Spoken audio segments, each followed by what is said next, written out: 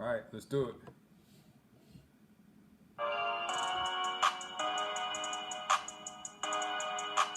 We're going to get started in a little bit, ladies and gentlemen. Welcome to a new episode of the Untitled Pitch podcast. We're going to get started real soon.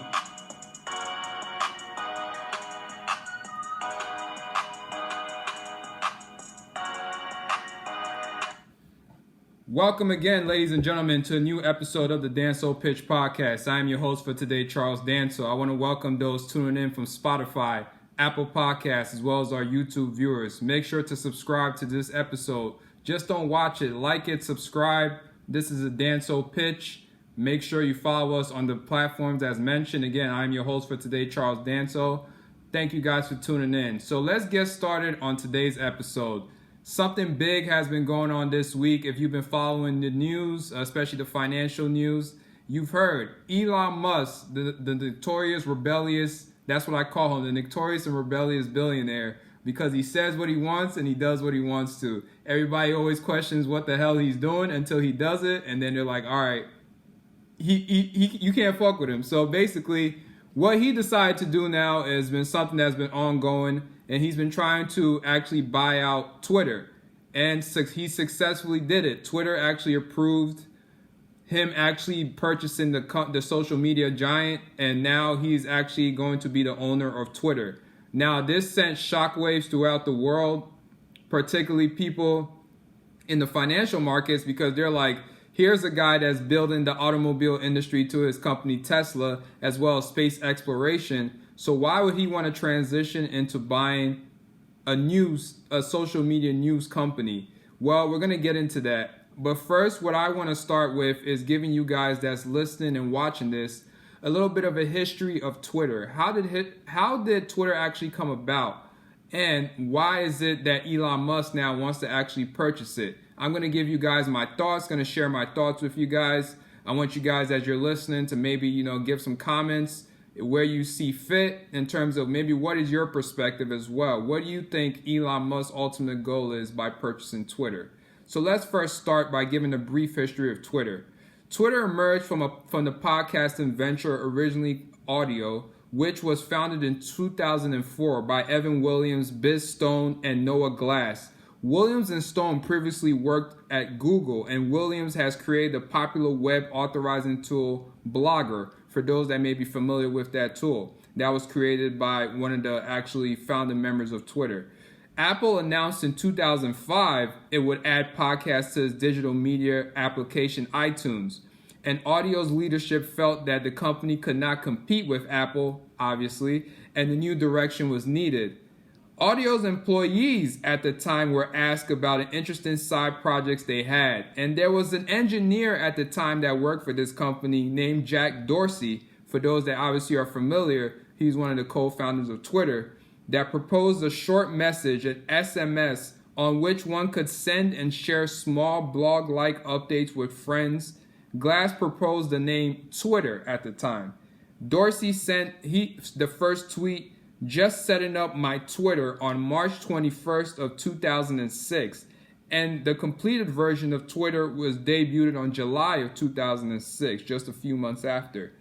Seeing the future for the product in October 2006, Williams, Stone, and Dorsey eventually ended up buying out Audio and started Obvious Corp to further develop it. So what that basically means is Dorsey, Williams, and Stone came together and they're like, look, we're working for this company. We have all the tools. We know what the hell we're doing. We're just going to put money together. We're going to get some VCs, venture capitalists. These are people that give funding towards small startups, businesses. And what they did was they came together, were able to acquiesce the money, and then they actually ended up buying out the same company that they were working for and ended up changing the name from Audio to Obvious Corp to further develop it. Interest in the platform, sharply increased after it was presented at the South by Southwest Music and Technology Conference in Austin, Texas in March of 2007. The following month, Twitter Inc. was created as a corporate entity thanks to an infusion of venture capital, like I mentioned, and Dorsey became Twitter's first CEO. Obviously, there was a few things that happened thereafter. Dorsey ended up leaving. coming back, similar to what Steve Jobs did with Apple. There was a whole history of that, but I'll let you guys look through Wikipedia and all these other channels that you guys look at for the history of all these companies and startups. What I basically wanted to kind of just introduce for you guys was give a brief history as to how Twitter actually started. Why was it started? What was the reasoning of them actually wanting to get started in the social media realm, and who was the creator behind it? Obviously, it was Jack Dorsey as one of the main engineers behind Twitter, and he had the vision, but he obviously had William Stone and as his partners. That's why they always mention that Jack Dorsey is the co-founder. So that means he's one of the founders, but not the sole founder of Twitter. That's very important to note. So transitioning into a little bit of why do we consider Twitter a news source?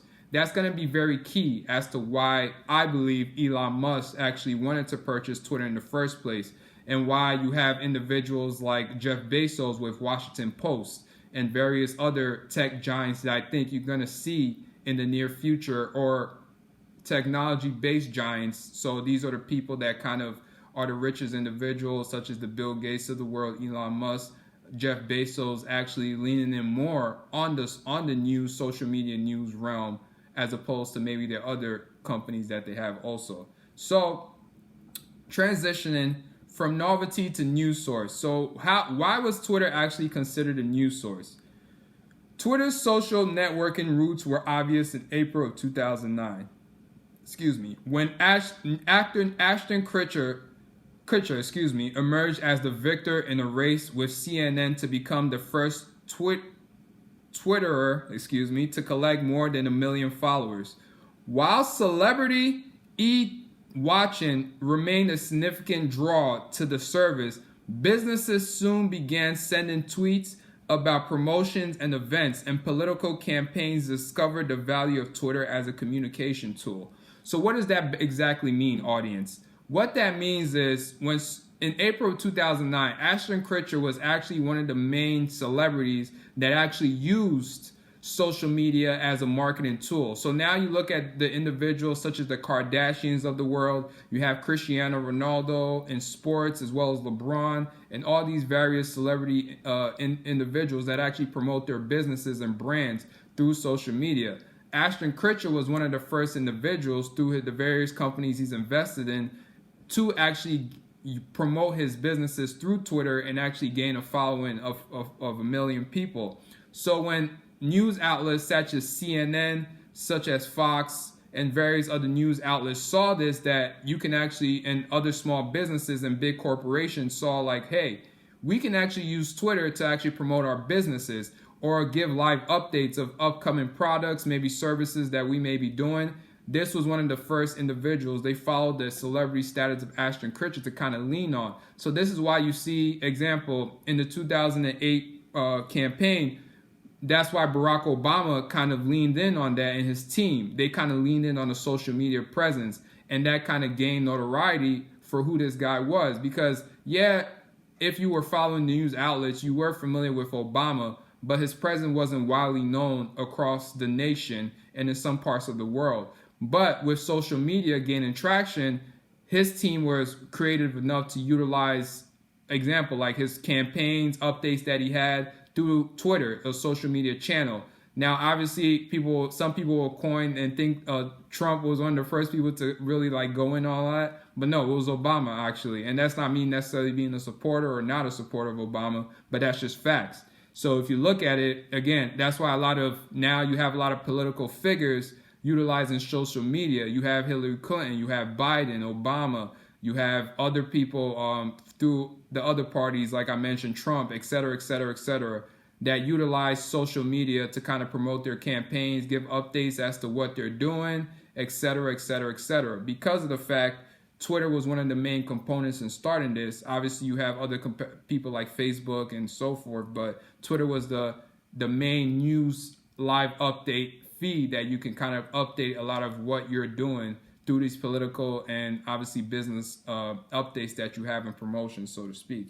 So I kind of gave you guys a brief history of Twitter.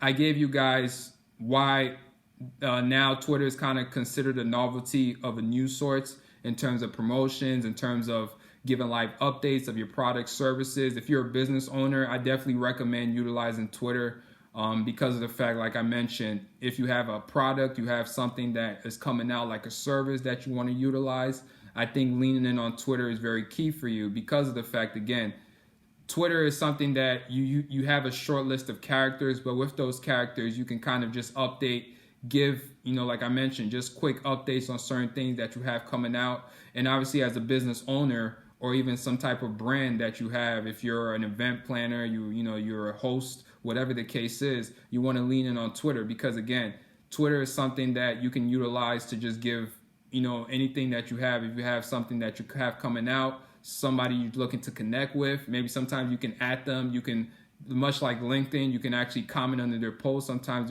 they're privy to respond. Like there's a few people that that are celebrity based that I've actually utilized my company, Danso Solutions, through where I actually respond to them directly and they may like the tweet, retweet it, and that just gives more promotion to you because some people will see it. They'll be like, hey, who's this guy that's running Danso Solutions? They may not know who your company is, but the fact that they saw, like, example, Kim Kardashian retweeted me just because she liked the comment or something that I posted about maybe a product that she had.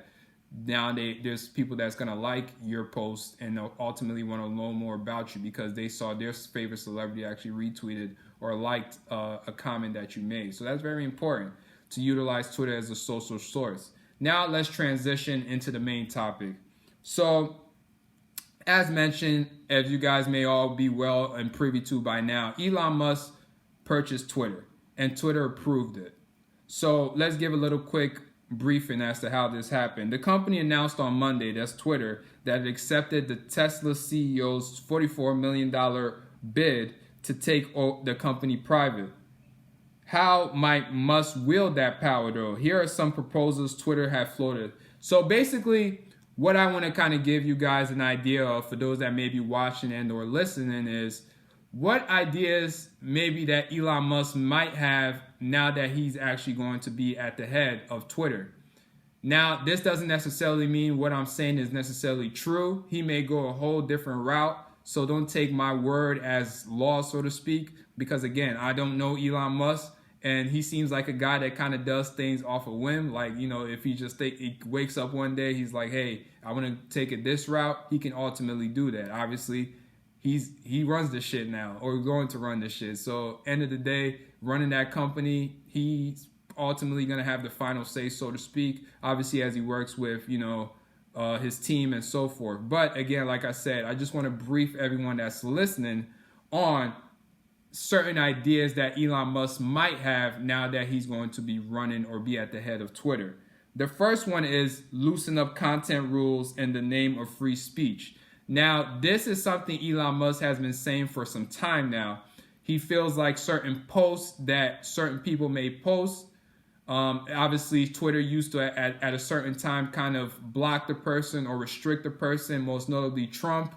That's one of the main people that obviously got removed because, quote unquote, hate speech that Twitter kind of mentioned that he was doing. Now, not necessarily that I agree or disagree with that aspect. Obviously, I'm going to be honest. Yes, Trump, a lot of things that he says, he can be funny at times, but sometimes, obviously it's very hurtful. Sometimes a lot of things that he says is, certain people that follow him really take that as law. So that's very dangerous, especially if it's something that he may not necessarily be serious about, but he's just saying it just to create controversy, so to speak. So Twitter had that aspect of blocking it. But Elon Musk feels that, again, that's going against free speech. If you have something that you want to say, you go ahead and say it.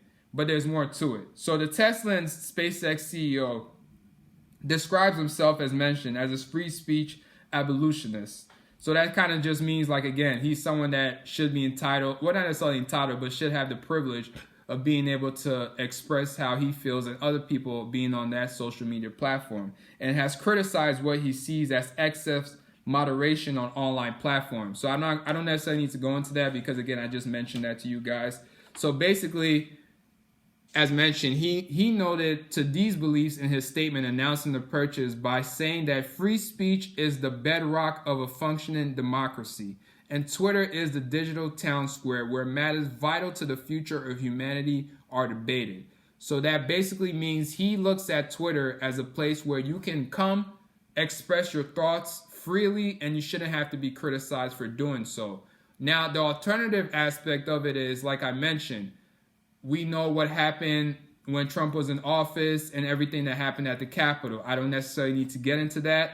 Everyone that's watching and listening to this is well aware of what exactly I'm talking about.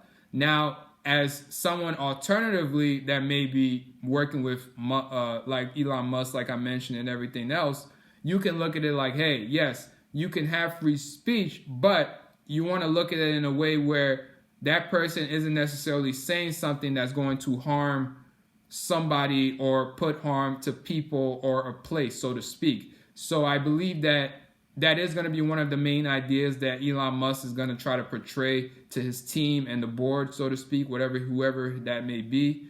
But ultimately, what his team, or maybe even he himself, he may put something like a trigger on it. So if you're going to say, hey, I'm going to go, example, blow up this place, then it won't actually allow you to send it. But if you're saying something like, hey, I feel like this political party or this person isn't somebody I agree with because X, Y, and Z, then he may allow that. So that's very important to note. Don't think just because he's saying that, hey, you can have free speech, that necessarily means that you can actually put hate crimes out there. Because I do believe that, and obviously he's not trying to mess up his pockets by doing something like that. So I do believe there's going to be something like a trigger in place. Like if you're going to put something that could be dangerous or harming to individuals, then he's going to actually block that, or the tweet won't actually be allowed to go out. So again, let's kind of moving forward. Musk has argued that social networks should not remove comments that, while offensive, are still legal. So like I mentioned, if you're taking a shot at somebody, like I mentioned, Trump has done that notably, calling Joe Biden Sleepy Joe, or just so many, he calls, I think, Pocahontas for Elizabeth Warren, or whatever the case. So certain comments like that, though funny and could be hurtful in some aspects, I believe that Elon Musk is saying, hey, someone like him should be able to post something like that and not necessarily be criticized for it. So that's kind of what he's basically saying. So Twitter currently bans harassment, abuse, and posts that wish physical harm to someone. The platform has other guardrails too, like a prohibition of misinformation related to COVID-19. So this has been ongoing and still ongoing. Everybody thinks they're a doctor out there, especially during this pandemic. Even though we are kind of coming out of it, please remember that we are still in a pandemic. People still are catching COVID. It is still rapid out here. So don't think you could just go into settings and not necessarily protect yourself. But everybody, especially during the pandemic at its highest, thought that they were a doctor. They'll tell you certain things to drink, certain things that they felt like the mask doesn't necessarily protect you from, while not actually listening to the professionals. And Twitter actually banned that because, again, people out there a lot of times are loyalists, aka followers. So they actually take a lot of people's thing at the head. So example, I'm not picking on Trump, but when he was like, drink bleach, and then some people were actually like, not necessarily, were actually trying to do stuff like that, getting sick or even possibly dying just by following something stupid like that. So obviously just use your common sense. But obviously Twitter blocks that because they understand that, yes, there are people out there that will follow something like that or will listen to people that call themselves, quote unquote, so-called experts. So that's very important. So they also worry relaxing the rules on Twitter will empower those looking to exploit the platform by spreading misinformation. I just mentioned that. Or flat out lies about political events, government officials, and matter related to public health and safety. So if Elon Musk at the helm, his idea basically as a summary is he's saying that, hey, I'm looking at it like if you're going to basically comment on certain things, you should be allowed to do it without actually facing repercussions. Now, like I mentioned, I don't think it's going to be a full out thing where if somebody's saying that I'm going to kill you or do this or that, obviously that's going to be banned. And obviously he's smart enough to understand that. But I think he's just necessarily looking at it like if you're like the Sleepy Joe comment, like I mentioned, in certain aspects like that it should be allowed without having to face repercussions. So that's important. Now, one of the things that a lot of people have mentioned, and he's also aware of, obviously being an avid Twitter user, is create an edit button so users can change their tweets. Now, why is that important? Let's say back in the day you thought it was a joke, and then you were like, hey, I think that working for Apple is stupid because there's a bunch of herbs out there. And as a result, let's say you ended up getting interviewed by Apple, and then let's say somebody just was like, let me look at this guy's social media. So they go on your Twitter from back in the day, and they see that this post that you were making fun of Twitter employees and basically saying that a bunch of people that work at, Apple employees and working at Apple, that means you're a herb. And as a result, maybe they looked at it like, is this what this guy really thinks of this company, and you didn't get a job? So that's one of the examples out of many I can use. A lot of people made racial comments back then as well, or made a racist comment, and maybe they're trying to clean it up. Alternatively, I can look at the create and edit button as a positive and negative. Let me kind of explain. Elon Musk has said he supports letting people change what their tweets say, a proposal that has stirred a heated debate among academics, journalists, and other heavy users of the platform. Now, I purposely use those two examples, audience that's listening and watching this, as a great example. What do I mean? If you were immature and you made a comment about a job or people working at a certain job that maybe you eventually ended up interviewing for years down the line, you should be able to edit and or remove those type of tweets. Because of the fact, again, we're all been young, we all make mistakes. So, as a result, we shouldn't be necessarily penalized for that for the rest of our lives. So I think in that aspect, there could be good in that. The negative is, again, if you're a closet racist, as they say, quote unquote, if you're someone that is racist and you make a racial comment online, or you make a sexist comment online, and that's how you really feel, that's how you ultimately believe wholeheartedly in, I don't believe that the edit button would be a benefit, because at the end of the day, you're hiding in the shadows when what you said should be brought to the light, because that's how you really feel. So what does that mean? That means that if you work with this person could be your actual racist, this person could be a sexist. You wouldn't know that if this person puts a tweet out there and could easily delete that. Just because of the fact that he wants to make a comment in the heat of the moment, or he or she, whatever the case is, it's important. So that's why academics, journalists are kind of debating it, because there's two sides of the coin to that. Obviously, we all make mistakes. So again, the edit button could be used as a positive, where if you made a comment out there, maybe related to a job, maybe related to a person, you kind of matured over time and you're like, hey, I know the error of my ways.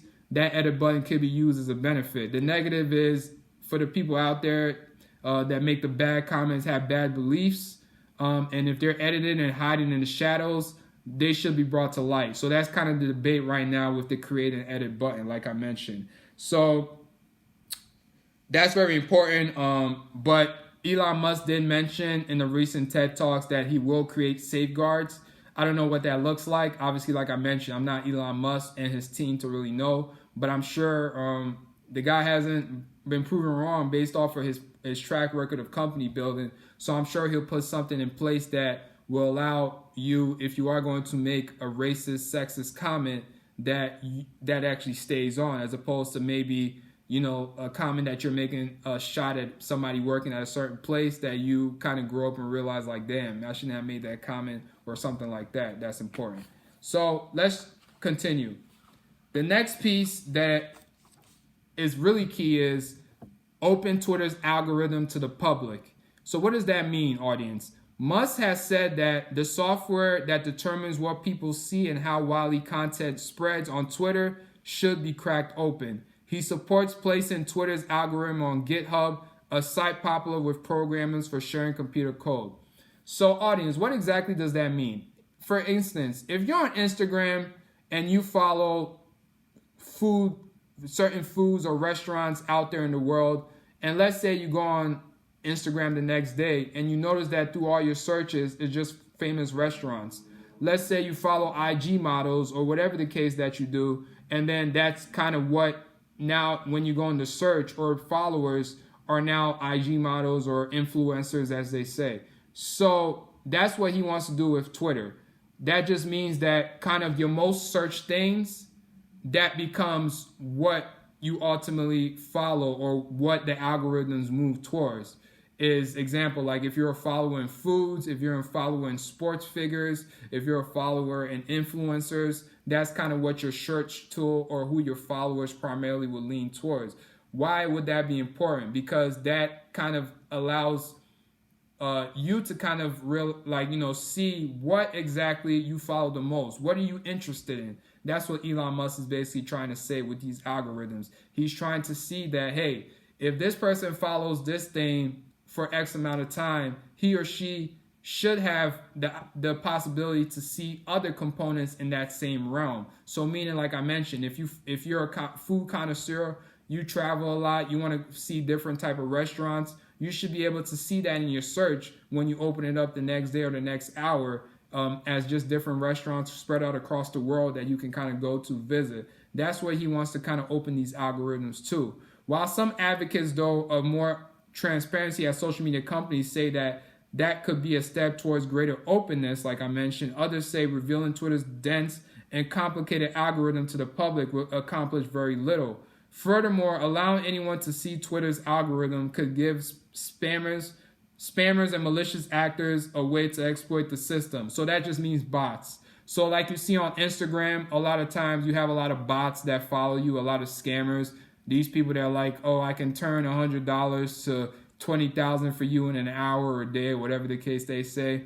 That's kind of what the negative downside a lot of these academics and advocates are kind of saying. So I think, like I mentioned, Elon Musk has mentioned many times he's not a fan of bots. So I'm pretty sure he's going to create an algorithm or code, so to speak, that can block the bots. Ultimately, that would be great because clearly Mark Zuckerberg has now figured that out, and the head of Instagram. So it's important to note that the bots are still out there for IG, but ultimately Elon Musk is trying to figure out a way to kind of cancel that out, as well as spammers, as they say, whatever the case is. But I think that is interesting, opening up an algorithm to the public that kind of allows you to see the most searched things that you have and have that as a natural following. That would be nice, because again, I think a benefit to that is, like I mentioned, if you are someone that is interested in maybe traveling, maybe following certain health and fitness experts to just get better in terms of health wise, I think that's going to be key. If you're mentally, if you want to follow certain therapists out there, if you're looking to just mentally be more focused, more reassured of yourself, whatever, you can have different people that you can follow and or that can help you out. So that's just very key. I think there's a benefit and negative in that. But ultimately, like I mentioned, I think with the bots and scammers, Elon Musk did recently mention that he is going to help create a code in place that's going to actually block them. Will that be successful? Who knows? Because hackers nowadays are just getting more creative. So it's really up in the air. But I do believe that he's going to at least try to do something that can kind of benefit that in that regard. And that's kind of transition to what I just mentioned. Launch a war on bot armies. So combating the proliferation of bots on Twitter, fake accounts that are programmed to respond to tweets on certain topics is another change Musk favors. I just mentioned that. Musk's business empire has been known to attract its fair share of bots, including bots supportive of his electric car company Tesla that attack Musk's critics. He has not said he would like to temper those kind of bots fully, but he has suggested that there should be a crackdown on scummy bots promoting cryptocurrency hustles and other things of that nature. Like Musk mentions, if our Twitter bid succeeds, we will defeat the spam bots or die trying. That's what he tweeted last week. So it's like I mentioned, he wants to authenticate the real, actual people from the fake ones. So that would be very cool. And the last piece that I believe is scrap advertisements. Right now, about 90% of Twitter's revenue comes from advertising. That is very true. But the company has struggled to attract advertisers to the platform, which often devolves into political firestorms and ugly online brawls. With the company going private now, it will not be under the same pressure from shareholders to continually grow advertising revenue. Musk has said it should move to a subscription model. Apple has tried this. He's not the first to think of this. Apple currently is in place to do that with his subscriptions through his Apple TV, all that, example. There's other companies that follow this. So I think he's on the right track because, like I mentioned, this isn't the first time that this has been thought of. I think this is actually something that could be beneficial down the line. Twitter has already taken some steps in the direction with the introduction last year of Twitter Blue, a premium service that costs $2.99 a month for addition features like an undo button that allows for tweets to be recalled before they are sent. So it's much similar to like an email when you can actually recall it before the person actually receives it. You can do the same with tweets. Musk has said Blue should be cheaper from $2.99. Maybe I'm sure he's going to charge it to maybe $99 a month. Let's see. But that if people are paying, they shouldn't have to see advertisements that are cryptocurrency that are started as a joke. Dogecoin should be an acceptable form of payment for a Twitter subscription. Like I mentioned, Elon Musk and all these billionaires, wealthy individuals, they do things for a reason. Remember with that whole Dogecoin situation when he was promoting that through Twitter and how Dogecoin was shooting up the cryptocurrency? And now he's actually proposing that's going to be a form of payment for this Twitter Blue, that feature that's in place. So remember, all these things that these wealthy individuals, business owners do, it's not by coincidence. He does that on purpose. Even there's truth in the joke, as they say. So that's very important to know. So I think a lot of the stuff that he's doing with the promotions and stuff like that is all something that he has coming in the works based on something he may be planning to do. So like I mentioned, is he creating a monopoly? That's been the question a lot of people have asked. So basically that means he controls everything fully without any type of question. And just as a side note, audience, for those watching and listening to this, I do believe Congress is going to call him in the months ahead, much like they've done all these other tech giants, to kind of just ask because they don't know what the hell is going on. They want to find out more. And Elon Musk will give them the runaround like all these other people have done from Apple down. So that's just important. So like I mentioned, what do I see in all this? Like I mentioned, I can't say because like I said, Elon Musk is someone that does things on the fly. He can wake up one day and say, hey, I want to do this as opposed to this. Would not shock me if that's his mentality. I've seen him do certain things like that just based off of Tesla, SpaceX, even PayPal and Zip2 when he started those companies. So that's just important. But I do believe he is trying to get Twitter in the right direction. From removing the bots, from giving people the ability to kind of speak freely to an extent. Also, scrap the advertisements that don't necessarily put any type of, good things out there. And, there's so many things that, that you can do with Twitter. Twitter has become one of the main social media news outlets, just to share your thoughts on in a quick format, character format. I think it's 250 characters. I could be wrong. But again, like I mentioned, you can share your thoughts, promote your business, promote your brand. Connect with individuals that you wouldn't on a regular basis, just by commenting under their post or et cetera, et cetera. So these are all features that Twitter can be beneficial to. A lot of celebrity following, political heads and so forth use Twitter as a main promotional feature. So there's a lot of ability in that. Like I mentioned, Elon Musk is an interesting guy. I do believe that, like I mentioned, his ideas are interesting because of the fact he's trying to improve on something that he sees as a negative. There's no harm in that. Like I mentioned, Twitter to me is a tool that can be beneficial, even more beneficial based on the things I just mentioned in this episode.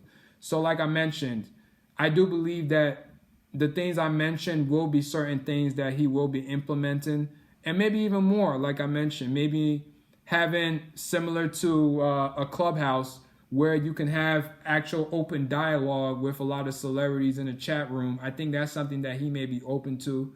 I could be wrong. That's something I didn't include, but I think that's an interesting feature to have is, like I mentioned, you connect with people that you wouldn't on a regular basis, or even make it like a LinkedIn where as not necessarily you connecting through jobs per se, but You can maybe at a company, maybe a HR rep or something like that, that may work for the company that posts a tweet out there or something like that, and you can hit that person up directly. There's so many things you can do.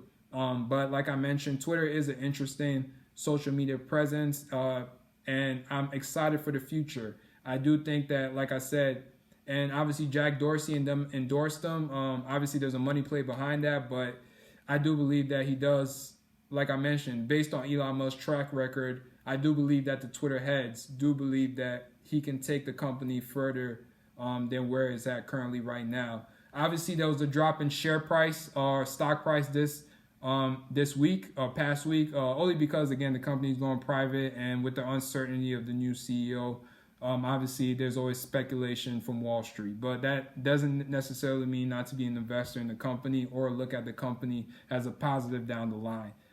Like I mentioned, guys, what are your thoughts? Comment, share, like today's episode. I want to hear what you guys think. Do you think Elon Musk is the right guy for the job? Do you think that Twitter is going to go in the right direction based on what I kind of mentioned? Share, like, subscribe to this episode. Again, this is Elon Takes Twitter. This is the Danso Pitch. Again, we're on Apple, Spotify, and YouTube, and that is DANSOPITCH. That's the Danso Pitch on Spotify, Apple Podcasts, and YouTube. Again, I am Charles Danso. Thank you for you guys for listening to this week's episode. Hope you guys have a great week. Stay safe, and I'll catch you on you guys in the next episode. Peace.